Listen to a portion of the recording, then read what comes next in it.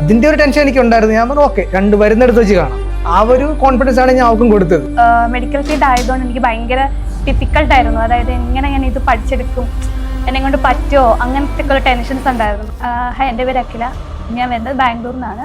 Digital എക്സിലെ 3 months കോഴ്സാണ് ഞാൻ എടുത്തിരുന്നത്. ഒരു മെഡിക്കൽ ഫീൽഡിൽ നിന്ന് പെട്ടെന്ന് ഒരാളൊരു കരിയർ സ്വിച്ച് ചെയ്യുക എന്ന് പറഞ്ഞു കഴിഞ്ഞാൽ ഭയങ്കര ഡിഫിക്കൽട്ടായിട്ടുള്ള കാര്യമാണ്. അത് അദ്ദേഹം ഒരു 100% തന്നെ ഇട്ടിട്ടുണ്ട്. ഒരു മെഡിക്കൽ ഫീൽഡായിട്ട് ഒരു ബ്രേക്ക് എടുത്തു.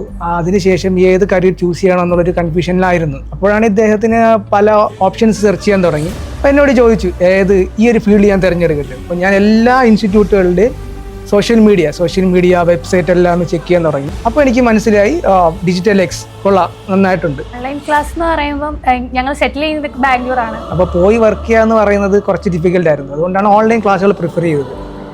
പക്ഷെ ഓൺലൈൻ ആയിരുന്നെങ്കിലും ഓഫ്ലൈൻ്റെ എഫക്റ്റ് ആയിരുന്നു ശരിക്കും കിട്ടിയിട്ടുണ്ടായിരുന്നത്. കാരണം എന്ത് ഡൗട്ട് ഉണ്ടെങ്കിലും നമുക്ക് ക്ലിയർ ചെയ്ത് തരും. എക്സ്പെക്ട് ചെയ്ത പോലെ തന്നെ കുറച്ച് ബുദ്ധിമുട്ടായിരുന്നു അഡാപ്റ്റ് ചെയ്യാനൊക്കെ. പക്ഷെ പതിയെ ഓരോ ദിവസവും പുള്ളിക്കാരി അഡാപ്റ്റ് ചെയ്ത് വന്നു. എനിക്കറിയാവുന്നതിൽ കൂടുതൽ കാര്യങ്ങൾ അദ്ദേഹത്തിന് അറിയാൻ പറഞ്ഞിരുന്നു. എനിക്ക് ശരിക്കും അഭിമാനം തോന്നി. എല്ലാം ശരിക്കും സന്തോഷമുണ്ട്.